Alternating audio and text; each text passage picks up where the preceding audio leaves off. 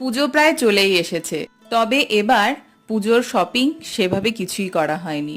কিন্তু আমার বৌদিকে নিয়ে গিয়েছিলাম একটু নিউ মার্কেট, আর নিউ মার্কেটে গিয়ে দেখলাম ট্রেন্ডসের একটা বিশাল বড় আউটলেট হয়েছে। আর এখন কিন্তু ট্রেন্ডসে বেশ কিছু অফার্সও চলছে।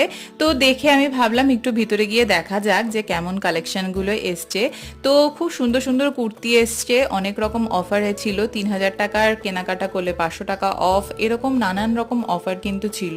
তো আমি কুর্তি সেকশনটা একটু দেখছিলাম, তো তার ভিতরে আমার দুটো কুর্তি পছন্দ হয়েছে জিন্সের উপর পরার জন্য, শর্ট কুর্তি।